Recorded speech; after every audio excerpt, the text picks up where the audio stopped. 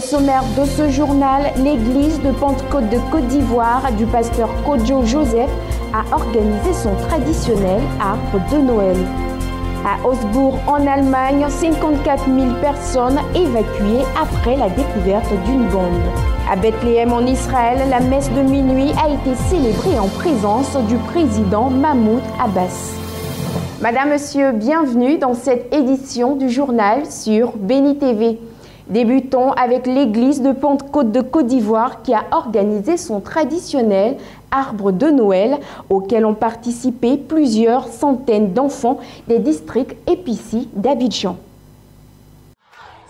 Il a régné une ambiance de cours de récréation ce jeudi 22 décembre 2016 à l'espace Kalemba dans la commune d'Abobo à l'occasion de l'édition 2016 du traditionnel arbre de Noël de l'église de Pentecôte internationale de Côte d'Ivoire. Les enfants venus des différents districts épiciers d'Abidjan ont partagé un moment de bonheur à travers diverses activités et concours.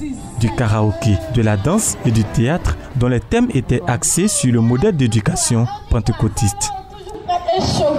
Oui, c'est pas ça, je te crois au village, je ne crois au village, mon ville, ma chérie. Et ma chérie, on va à l'église, notre église, c'est comme ça on s'habille. Chaque jour, église, église, c'est vrai que je tombe là-bas, tout bonne chose. Je suis tombée dans un coup, et là je...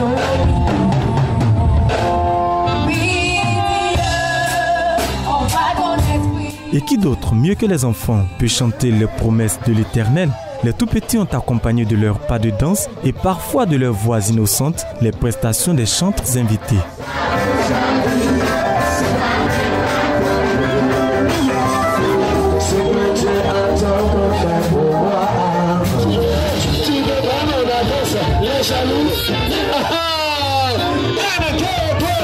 Initié par le ministère des enfants de l'Épicie, dirigé par le pasteur Kojo Joseph, l'arbre de Noël célèbre la naissance de Jésus-Christ que l'Église présente aux enfants comme le modèle parfait.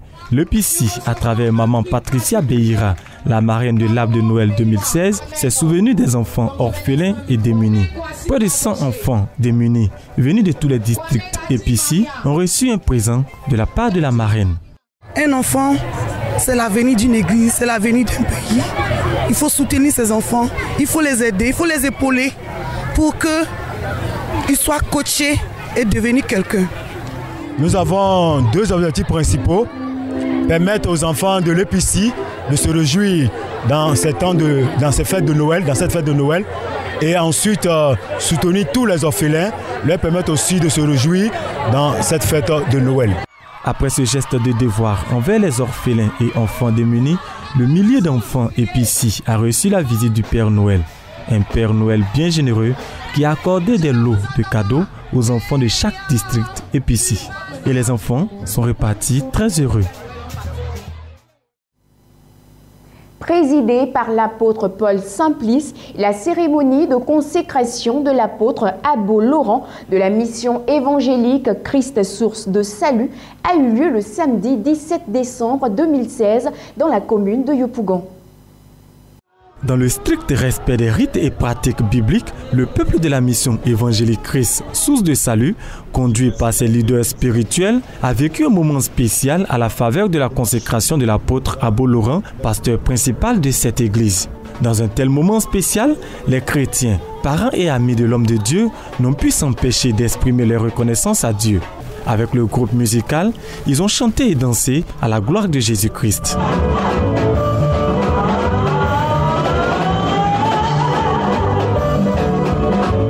C'est dans l'adoration que le consacré, l'officiant chef de consécration et les hommes de Dieu invités spéciaux ont fait leur entrée. L'apôtre Paul Simplice, l'officiant de consécration, a d'abord enseigné le peuple de Dieu sur le ministère apostolique. Un apôtre est choisi par le Dieu souverain. L'évangile qui est annoncé par l'apôtre doit connaître l'origine de cet évangile.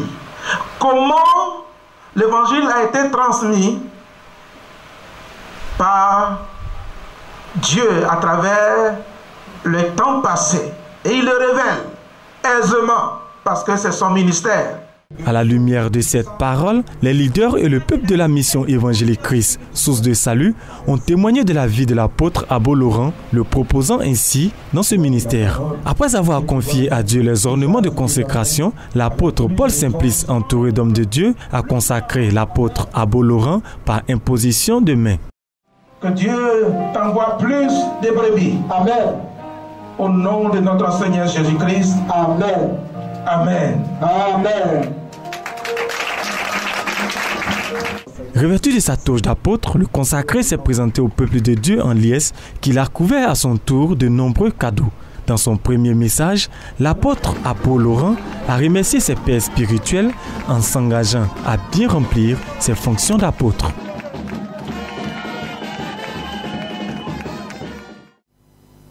Le berger Achia Pacom était l'orateur principal lors du culte spécial qui s'est tenu le dimanche 18 décembre 2016. Il a enseigné le peuple de Dieu sur le thème « Les 4 étapes pour vaincre le diable ». Nos reporters étaient sur place.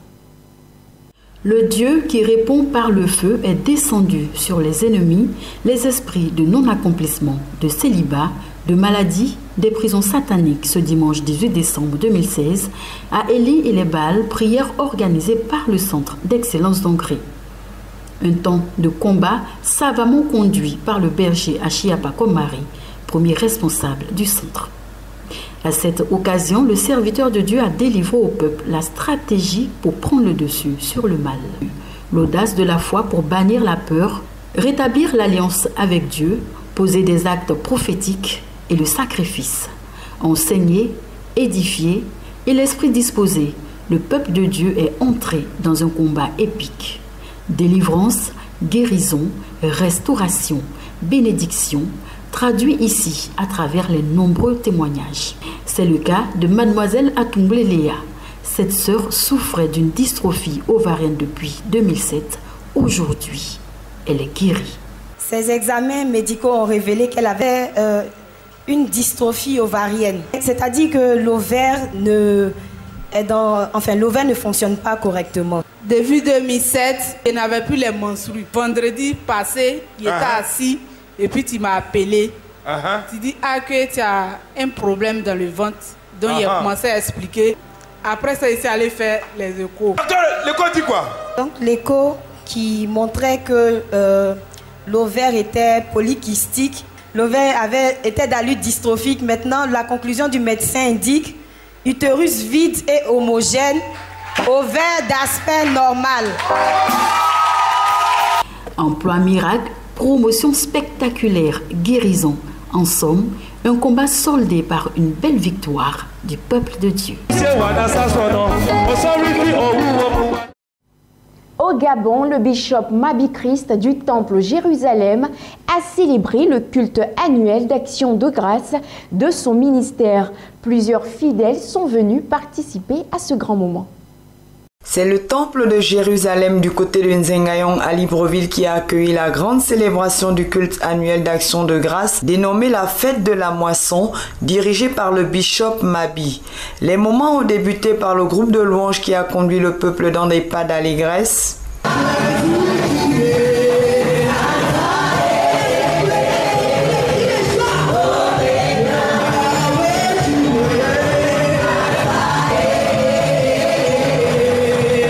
Puis le père de la maison a édifié l'assemblée sous le thème « Marcher dans le miraculeux divin » qui est d'ailleurs le thème qui conduira le peuple du trône de la grâce durant cette année 2017, soutenu par le livre d'Ésaïe 8, 18. Dieu t'a fait venir sur terre, non pas pour être un problème, mais pour être une solution. Amen. Ça veut dire que quand des gens auront des problèmes, toi, tu seras la solution. Quand quelqu'un va prier quelque part parce que quelque chose ne va pas dans sa vie, Dieu l'enverra vers toi pour que toi, tu sois la solution. Je voudrais te dire, en 2017, tu marcheras dans le miracle divin. Tout ce que les hommes peuvent déclarer sur toi, tout ce que même les pères, les grands-pères disent, tout ce que tes ennemis disent, que tu ne réussiras pas, tu as enregistré ces paroles. Mais dis-le, ma Bible dit, l'Éternel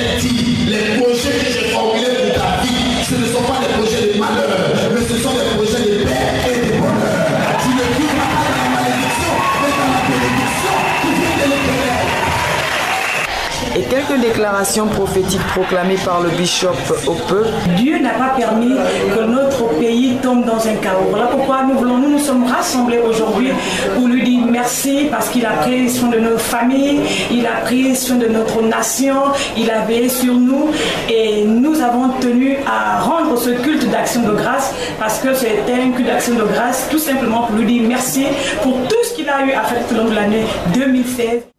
Entamons l'actualité africaine à présent en débutant par le Nigeria où progressivement les marchés de nuit ont rouvert dans la ville de Maïdougouri située dans le nord-est du pays après 3 ans de fermeture pour insécurité. Au grand bonheur des habitants de cette ville qui redécouvrent encore les lieux d'échange et d'approvisionnement de ces marchés. Les activités économiques reprennent progressivement à Maïdougouri, dans le nord-est du Nigeria. Signe majeur de cette reprise, la rouverture des marchés de nuit de la capitale de l'État de Borno restait fermée pendant 3 ans en raison de l'insécurité provoquée par l'insurrection de Boko Haram. C'est avec un grand soulagement que les habitants de Maïdougouri redécouvrent ces espaces nocturnes, véritables lieux d'échange et sources d'emploi et d'approvisionnement. Il y a eu beaucoup de crises et d'attaques de Boko Haram ces 2 dernières années. Personne ne pouvait venir ici à cette heure. Même à 5 heures, personne ne pouvait accéder à cette zone. Mais maintenant, grâce à Dieu, la paix est revenue. Boko Haram avait pris le contrôle d'une grande partie de l'État de Borno au début de l'année 2015. Depuis, le groupe islamiste a perdu ses positions suite aux offensives des troupes nigérianes et régionales qui sont maintenant sur le point de le vaincre. Nous sommes rentrés à la maison pour continuer notre commerce que nous avions laissé derrière. Nous sommes des conducteurs de motocyclettes et de taxis. Nous sommes rentrés à la maison maintenant que la paix et la sécurité sont restaurées pour continuer l'affaire. Désormais confinés dans les confins de la forêt de Sambisa, Boko Haram mène maintenant des attaques ciblées en utilisant des femmes ou des jeunes filles kamikazes. Environ 15 000 personnes ont été tuées depuis le début de l'insurrection et plus de 2 millions d'autres déplacées. La première édition du Festival international de bande dessinée dénommé Billy BD s'est tenue récemment à Brazzaville au Congo. Pendant 4 jours, les BDistes du Congo, du Cameroun, de la France et de la RDC se sont retrouvés à l'Institut français de la capitale congolaise. Regardez. La première édition du festival Billy BD s'est récemment achevée à Brazzaville au Congo. Premier festival international de la bande dessinée du pays, Billy BD a réuni pendant 4 jours à l'Institut français du Congo, de la capitale congolaise, des BDistes du Congo, du Cameroun, de la RDC et de la France. L'objectif suivi pour un tel festival, c'est avant tout de mettre en avant la BD.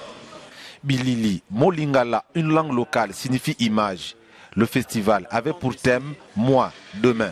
J'étais sur l'idée qu'on construit demain avec aujourd'hui. J'ai fait un jeu de mots pour dire que demain, pour moi, c'est demain. Et que tout ce que je fais avec mes 2 mains, dessiner, voyager, rencontrer des gens, serrer des mains, tout ça, ça fait partie de ma construction du monde idéal pour mes 2 mains à moi, pour savoir ce que sera mon avenir. Je me suis dit que c'est une belle manière de dire que demain se prépare aujourd'hui.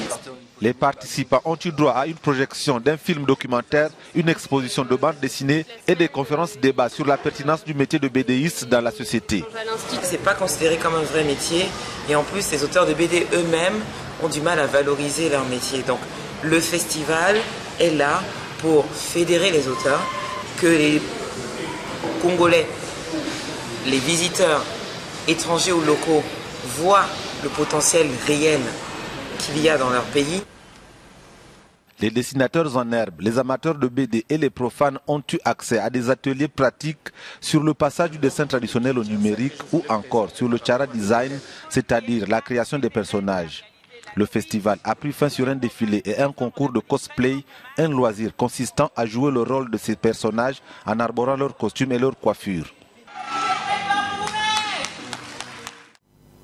Bien que réputée pour la très bonne qualité de son cacao, l'île de Madagascar ne parvient toujours pas à satisfaire les producteurs de ses plantations qui se plaignent d'une mauvaise exploitation par les compagnies étrangères. Plus de détails dans cet élément. Madagascar n'est pas très connu dans le monde pour son chocolat, mais les experts savent que Madagascar produit du cacao de haute qualité. Produit à Ambajana, dans le nord de la Grande Île, le cacao malgache pousse sans engrais chimiques. Du cacao bio. Ces gousses de cacao aident à produire certains des meilleurs chocolats dans le monde. Mais la plupart des propriétaires des plantations de cacao se plaignent de leur exploitation par de grandes firmes internationales. Illustration avec ce producteur de cacao, Cyril Ambarahova, qui dit avoir perçu 70 centimes d'euros, environ 460 francs CFA par kilogramme de cacao vendu récemment. Cacao plus rentable plus que la vanille parce que cacao ça pousse toute l'année. Mais la viande, si elle ne veut pas cacao, c'est difficile. La majorité des habitants de cette région travaillent pour les petites propriétaires ou dans de grandes plantations, mais peinent à joindre les deux bouts. Nous sommes toujours exploités par les Blancs. Oui. Et nous sommes conscients de notre sort aussi. Et en plus, normalement, le prix que tous les collecteurs qui prennent maintenant, ce n'est pas la vérité de prix. Le prix doit être triplé. C'est ça le vrai prix. Les coopératives de planteurs de cacao essayent cependant d'améliorer la situation des petits planteurs. Elles cherchent continuellement à trouver des modèles d'affaires qui peuvent donner aux agriculteurs des moyens d'améliorer leur productivité, la qualité des cultures et l'accès au marché mondial de manière plus bénéfique. Pour la toute première fois en 30 ans, la famille britannique a célébré la messe de Noël en l'absence de la reine Elisabeth II. Victime d'un gros rhume, la monarque de 90 ans a décidé d'annuler sa venue en l'église de Sandringham.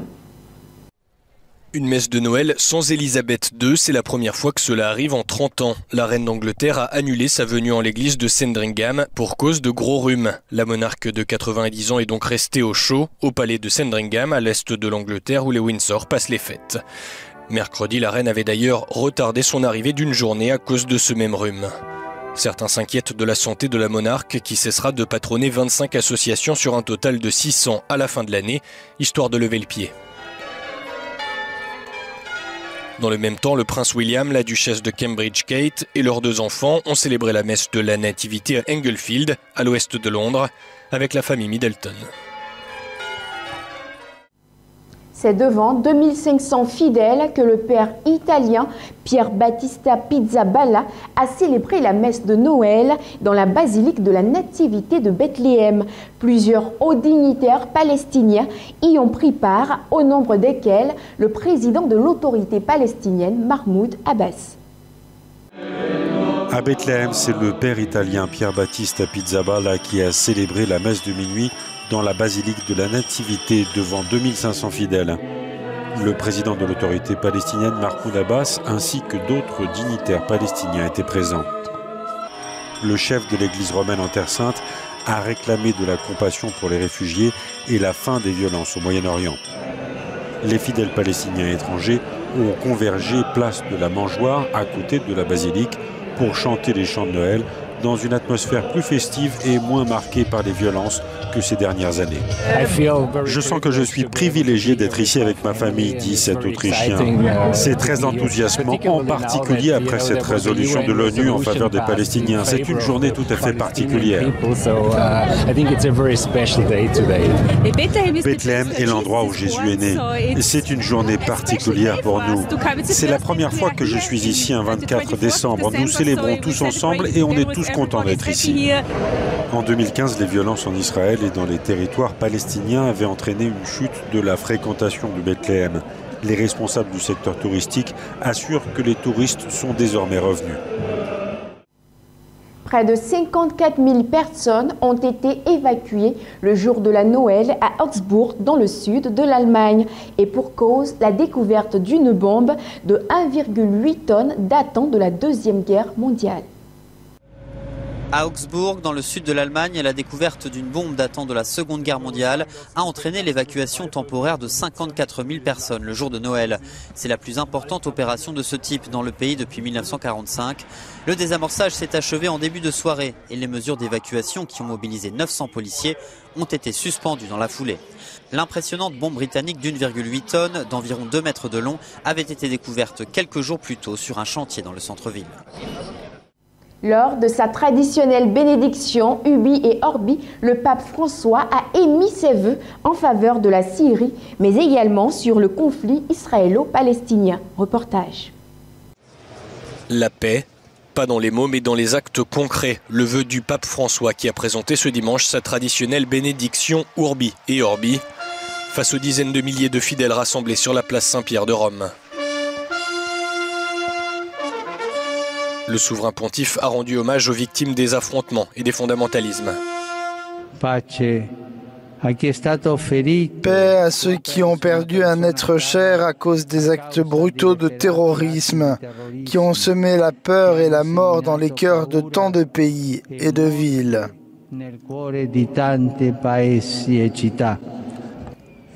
Estimant que trop de sang a été versé à Alep, le pape François a appelé au respect du droit humanitaire dans la Syrie martyrisée et à plus d'action de la communauté internationale.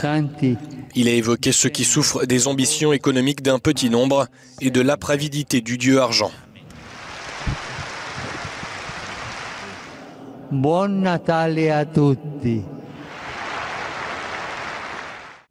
Et du sport pour finir avec les Aigles de Carthage de la Tunisie qui ont entamé depuis le 26 décembre leur préparation pour la Coupe d'Afrique des Nations 2017. Les Aigles de Carthage observeront une mise au vert en Espagne à partir du 26 décembre où ils disputeront 2 rencontres amicales dans le cadre de la préparation de la Coupe d'Afrique des Nations de football Gabon 2017. Avec mon staff technique, on travaille beaucoup pour bien préparer notre équipe nationale pour cette compétition. Il faut qu'on pense sérieusement que ce ne sera pas facile. Sans je parlais dans quel groupe on se trouve. Et vous savez, les groupes Sénégal, Algérie, Zimbabwe, c'est des équipes de qualité. La Tunisie ne manque pas d'ambition, elle veut atteindre les quarts de finale de la compétition. Henri Kasperzak dévoilera sa liste des 23 pour l'expédition gabonaise après la rencontre qui opposera sa sélection à l'Ouganda le 4 janvier à Tunis. Toute chose concourt au bien de ceux qui aiment Dieu. C'est ici que nous mettons un point final à cette édition du journal sur votre chaîne. Restez bénis.